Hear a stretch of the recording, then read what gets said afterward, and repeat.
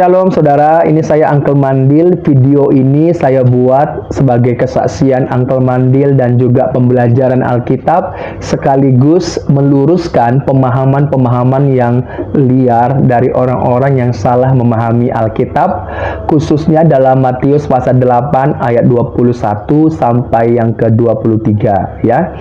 Di mana pemahaman yang salah itu saudara menganggap Tuhan Yesus itu melanggar hukum Taurat ya, di Keluaran pasal 20 tentang taatilah orang tuamu. Jadi mereka mengambil di dalam Matius pasal 8 ayat 21 sampai 23 itu dianggap salah ya oleh orang-orang yang pemahaman salah gitu dia saudara. Makanya ini saya buat videonya supaya orang-orang yang salah memahami tentang Alkitab bisa melihat, bisa mendengar, dan bisa buka hati mereka untuk belajar bersama-sama tentang Alkitab ya.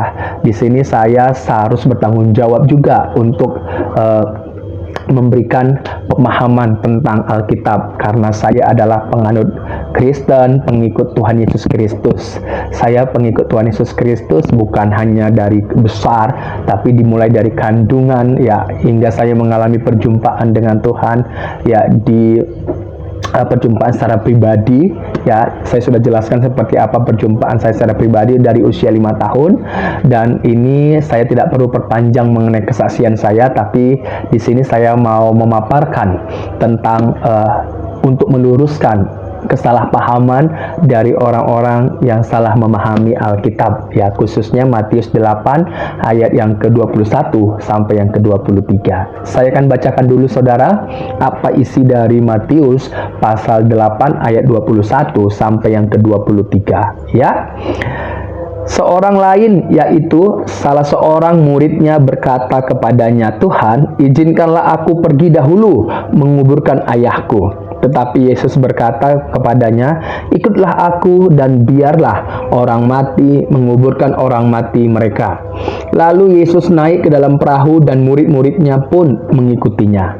Nah, saudara, konteks dari ayat ini adalah di mana Yesus bersama dengan muridnya itu berada di luar rumah, artinya jauh dari rumah, di mana salah seorang yang mengalami duka cita meninggalnya orang tuanya. Jadi mereka bersama dengan murid, termasuk salah satu murid juga yang ikut yang mengalami duka cita itu mereka posisinya adalah berada di luar rumah atau jauh dari rumah. Jadi dekat pantai gitu dia saudara. Nah, saudara, kita harus perlu pelajari ya, kenapa orang-orang salah memahami tentang ayat ini, karena dia dia mencopot-copot, artinya mencomot-comot ayat gitu, nggak mengerti konteksnya. Jadi kalau kita nggak mengerti konteks, nggak mengerti apa yang dimaksudkan sebelum dan sesudah ayat itu, kita pasti bingung, saudara. Makanya kalau mau belajar Alkitab, salah satu yang harus ditekankan adalah lihat konteksnya. Jangan lari dari konteks ya. Jangan lari dari konteks. Kalau kita keluar dari konteks, pasti akan salah untuk memahaminya, saudara. Makanya banyak orang yang keliru membaca Alkitab karena mereka nggak melihat konteks. Nggak melihat konteks. Apa itu konteks? Konteks itu adalah teks yang diambil ya, baik itu sebelum maupun sesudah kita harus lihat ya, dan itu harus dilihat. Kalau nggak bisa saudara ya. Jadi konteksnya adalah di mana Yesus dan murid-muridnya itu tidak berada di rumah salah satu murid yang mengalami duka cita. Dan murid yang mengalami duka cita, yaitu meninggal orang tuanya, itu ada bersama dengan Yesus. Kalau kita mau belajar secara budaya orang Yahudi, ya ingat, kalau kita mau belajar, hal yang kedua yang harus kita tekankan sebelum kita belajar Alkitab adalah lihat budaya dari Alkitab itu. Jangan kita paksa budaya kita yang membaca, kita paksa budaya kita untuk masuk ke budaya Alkitab. Jangan. Kita yang harus melihat budaya Alkitab dari sudut pandang Alkitab. Ya, jadi Alkitab itu dalam budaya nuansa Yahudi, artinya patriarki, dengan nuansa Ibrani, dengan Semitiknya, gitu dia. Harus dilihat supaya kita paham, gitu ya. Jadi dalam hal budaya, ya, di dalam budaya orang Yahudi, tradisi orang Yahudi, ketika ada orang tua yang meninggal, ya, ketika ada anggota keluarga yang meninggal, maka tidak diperbolehkan anggota, apalagi anak, tidak boleh tidak mengurus jenazah orang tuanya. Keluarga anak tidak boleh berada di luar rumah, nggak boleh meninggalkan atau mengulur-ngulur waktu untuk penguburan ayah mereka atau orang tua atau orang yang meninggal dari keluarga itu. Nggak boleh diabaikan. Jadi semua anggota keluarga, apalagi anak, itu harus ada untuk mengurus jenazah orang tuanya. Ya, jadi kalau kita lihat dalam Matius pasal 8 ini posisinya anak ada di luar.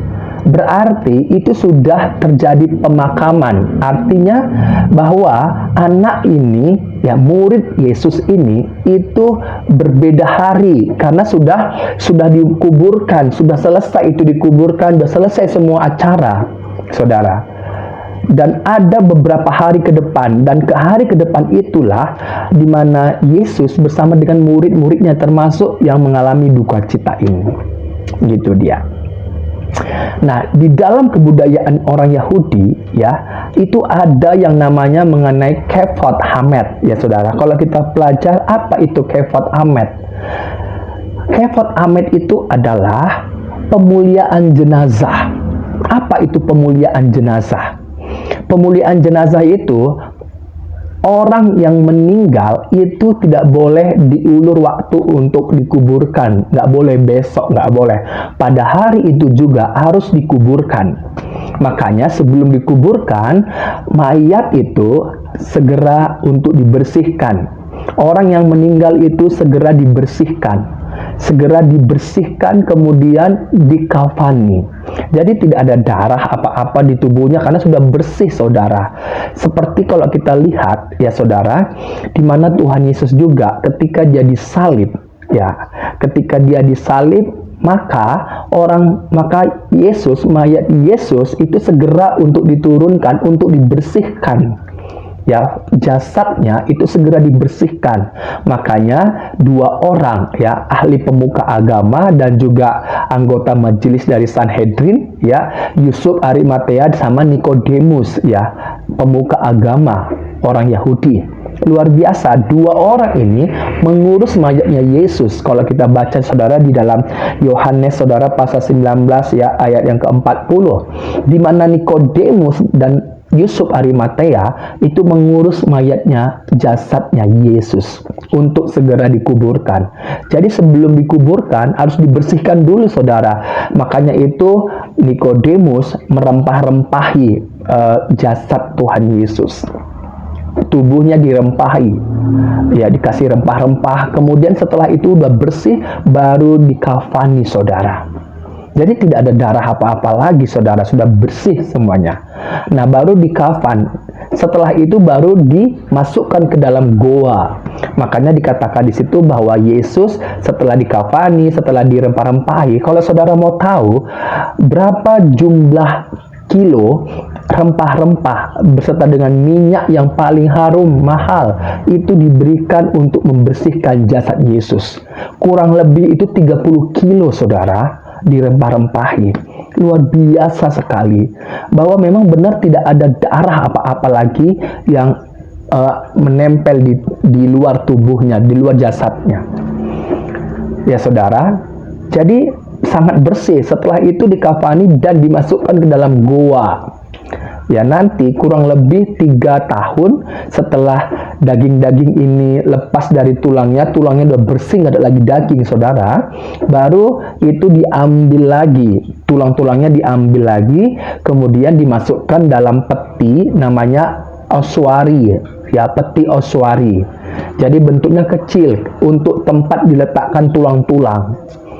dan setelah itu setelah sudah dimasukkan tulang-tulang ke dalam peti Oswari, itu nanti peti itu dimasukkan ke dalam suatu gedung atau tempat penyimpanan dari tulang-tulang Oswari itu dimasukkan. Itu makanya kalau saudara lihat, jadi ada namanya itu seperti katakombe, yaitu penguburan tulang-tulang Oswari. Ya, katakombe itu tempat untuk kayak seperti laci-laci rak-rak, ya, rak-rak peti Oswari, karena itu hanya tulang di dalamnya, ya, dimasukkan ke dalam rak-rak itu, namanya katakombe. Tempat itu namanya katakombe, kayak bangunan, saudara. Nah, jadi kalau misalnya tadi itu mayat yang tidak lagi, maksudnya mayat itu tidak segera diurus, itu termasuk namanya adalah, saudara, penghinaan jenazah atau niful hamed, penghinaan jenazah. Apa itu niful hamed atau penghinaan jenazah?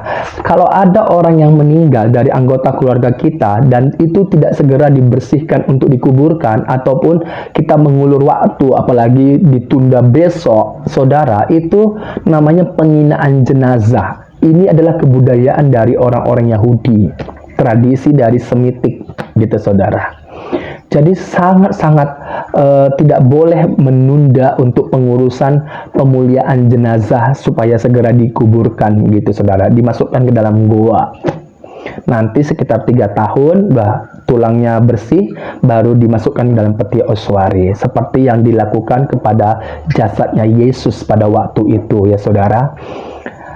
Tetapi kalau Yesus kita lihat pada hari yang ketiga bangkit, ya, nggak menunggu 3 tahun, ya. Jadi di sini saya nanti bahas mengenai yang lainnya, ya, tentang kebangkitan Yesus. Tapi ini khusus mengenai yang disalahpahami mengenai Matius 8 dari perkataan Yesus tadi, saudara. Ini yang saya mau jelaskan di video ini, ya, saudara. Jadi kalau mayat itu tidak dikuburkan segera, tidak dibersihkan, itu termasuk dalam kategori golongan penghinaan jenazah atau niful hamed, gitu dia. Inilah kebudayaan orang Yahudi. Makanya pada waktu salah satu muridnya, orang tuanya meninggal, ya, itu udah dikuburkan di goa, udah dikuburkan. Dan ketika muridnya berkata, saudara, Tuhan, izinkanlah aku. Di mana posisi dari murid dan Yesus ini itu berada di luar rumah, ya, di suatu dekat pantai, ya. Kemudian muridnya berkata, makanya Yesus menjawab, ikutlah aku, biarkanlah orang mati menguburkan orang mati mereka. Nah, kita harus memahami, saya sudah menyampaikan mengenai tradisi tentang penguburan jenazah ini, ya, sudah saya jelaskan. Jadi orang tua dari salah satu murid Yesus ini itu sudah dikuburkan. Nah, di dalam tradisi Yahudi itu ada penguburan yang kedua, itulah yang namanya tadi Oswari tadi, ya, penguburan yang kedua, di mana setelah 3 tahun baru diambil tulang-tulangnya. Kurang lebih 3 tahun ataupun lebih bisa, yang penting tulang-tulangnya udah bersih dari dagingnya, baru dimasukkan dalam peti Oswari. Nah, inilah yang disebut dengan penguburan yang kedua, saudara. Dan posisi dari muridnya ini adalah berada sudah bertahun-tahun sejak kematian dari orang tuanya. Dan Yesus menjawab berkata, ikutlah aku. Kalau kita lihat ucapan Yesus itu ada dasarnya, saudara. Di dalam Zakaria pasal 11 ayat yang ke-9, di sana dikatakan apa, saudara? Coba saya akan bacakan. Zakaria pasal 11 ayat yang ke-9. Di mana perkataan Yesus ini, ya, ada dasarnya, yaitu, lalu aku berkata, aku tidak mau lagi mengembalakan kamu. Yang hendak mati, biarlah mati. Yang hendak lenyap, biarlah lenyap. Dan yang masih tinggal itu, biarlah masing-masing memakan daging temannya. Di sini ada kata, yang hendak mati, biarlah mati. Yang hendak lenyap, biarlah lenyap. Kalau kita lihat, yang hendak mati, biarlah mati, itu dalam bahasa Ibrani-nya itu menggunakan kata, kalau saudara lihat itu hametah tamut, yaitu mengenai secara tidak langsung seperti ini saudara, bahasa dari rumpun semitik. Orang yang mati itu biarlah dikuburkan oleh orang yang mati juga nanti kemudian jasadnya, gitu dia. Itu ya logat bahasa dari semitik. Ya kalau kita nggak pahami ya kita salah arti gitu. Jadi maksudnya itu biarlah orang mati menguburkan orang mati, mereka toh mereka juga akan mati, gitu dia. Jadi ini posisinya adalah setelah bertahun-tahun, ya setelah bertahun-tahun baru muridnya meminta izin kepada Yesus. Makanya Yesus bilang, tuh ikutlah aku, biarlah orang mati menguburkan orang-orang mati mereka. Artinya, ya orang yang sudah mati jasadnya, yang menguburkan juga akan mati kok. Biarkan aja lah, ikutlah aku. Aku ini sumber hidup yang memberikan kehidupan. Itu yang dimaksudkan oleh Yesus. Makanya Yesus menekankan, udah ikut aku. Ya, ikut aku supaya engkau hidup, gitu dia maksudnya. Ikut aku supaya engkau hidup. Gitu saudara. Jadi kita bersyukur ya. Jadi Yesus secara tidak langsung memberikan makna bahwa kita semua jasadnya akan mati kok, gitu. Jasad kita ini akan mati masuk ke tanah. Tetapi orang yang mengikut Tuhan Yesus tidak akan mati. Kalaupun jasadnya sudah kembali ke tanah, ada kebangkitan, dia mempunyai hidup lagi. Dibangkitkan, hidup kembali selama-lamanya bersama dengan Yesus Kristus. Di mana Yesus, aku adalah kebangkitan dan hidup, kata Tuhan Yesus kan? Saudara ingat, akulah kebangkitan dan hidup. Barang siapa yang percaya kepadaku, walaupun dia hidup, walaupun dia sudah mati, jasad ini kita ini akan kembali ke tanah. Ya, ini sudah mati jasad kita. Tetapi orang yang mengikut Yesus, ada kebangkitan, ada hidup, hidup selama-lamanya. Saudara, ini yang dimaksudkan oleh Tuhan Yesus. Jadi kita bersyukur kepada Tuhan, ya. Jadi inilah yang saya sudah jawab dari pemahaman yang salah, ya. Yang salah untuk memandang Matius 8 dari perkataan Yesus. Yesus tidak melanggar hukum Taurat di Keluaran pasal 20 ayat yang kedua sampai 17, tidak. Memang perintah di situ dikatakan taatilah orang tuamu. Tetapi Yesus tidak melanggar. Bagaimana mungkin Yesus melanggar sementara dia adalah sang pemilik hukum itu, gitu dia. Nggak mungkin dia melanggar. Begitu juga ketika Adam dan Hawa sudah dalam pelanggaran, jatuh dalam dosa, Yesus nggak melanggar, ya kan? Malahan Allah menggenapi, Allah menyediakan keselamatan. Makanya Yesus berkata, ikutlah aku supaya engkau hidup. Akulah kebangkitan dan hidup. Ya, akulah kebangkitan dan hidup. Aku adalah Alfa dan Omega, yang awal dan yang akhir, yang ada dan yang sudah ada selama-lamanya. Saudara, apa yang perlu kita ragukan lagi? Ikut Yesus tidak akan pernah binasa. Jasad ini pasti kembali ke tanah, tetapi ada kebangkitan hidup dari antara orang mati, hidup selamanya bersama dengan Yesus Kristus. Ya, jadi puji Tuhan, Yesus menyatakan, akulah jalan, kebenaran, dan hidup. Tuhan memberkati.